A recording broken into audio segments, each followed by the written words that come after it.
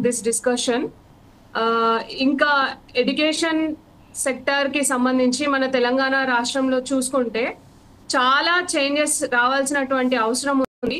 గత 10 సంవత్సరాలలో మనం చూసుకుంటే ఇందాక సార్ చెప్పినట్టు అత్యంత అవాయిడ్ చేయబడ్డటువంటి సెక్టర్ ఏదైనా ఉంది అది తెలంగాణలో అంటే ఎడ్యుకేషన్ సెక్టర్.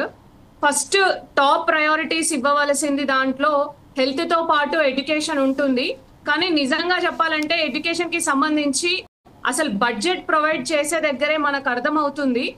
ఈరోజు లాస్ట్ 10 years లో మనం చూసుకున్నట్లయితే మోర్ దాన్ 24 అంటే అకాడమిక్ ఇయర్ 24-25 లో చూసుకుంటే మనం ఓన్లీ 7.9% బడ్జెట్ కేటాయించడం జరిగింది. ఇక్కడ 2000 స్కూల్స్ తెలంగాణ రాష్ట్రంలో 2019 స్కూల్స్ టాయిలెట్ ఫెసిలిటీ లేకుండా ఉంది sir. I'm talking only about girls schools. అసలు విద్యార్థినిలు ఉండేటటువంటి స్కూల్స్ కనీసం మినిమం నీడ్ అది టాయిలెట్ ఫెసిలిటీ అనేది. అసలు టాయిలెట్ ఫెసిలిటీయే లేని స్కూల్స్ చూసుకుంటే 2000 స్కూల్స్ ఉన్నాయి. ఇలా మొదలుపెట్టుకుంటూ పోతే అంటే బేసిక్ టాయిలెట్ ఫెసిలిటీ లేనప్పుడు ఇంకా మిగతా ఇన్ఫ్రాస్ట్రక్చర్ కంప్యూటర్స్ కానీ లేదా మిగతా ఎక్విప్మెంట్ అనేది సంబంధించి మనం ఊహించుకోగలుగుతాం. టాయిలెట్ ఫెసిలిటీ లేనప్పుడు అవన్నీ ఏ రేంజ్ లో ఉన్నాయనేది.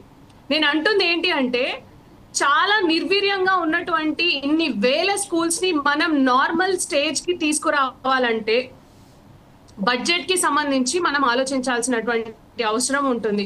ఈరోజు పేపర్ పైన మనం ఎన్ని రాతలు రాసినా, ఎన్ని డిస్కషన్స్ చేసినా, ఎన్ని హామీలు ఇచ్చినా ఎడ్యుకేషన్ కి సంబంధించి బడ్జెట్ ని మనం పెంచకపోతే allocation of budget to the education sector must be inclined.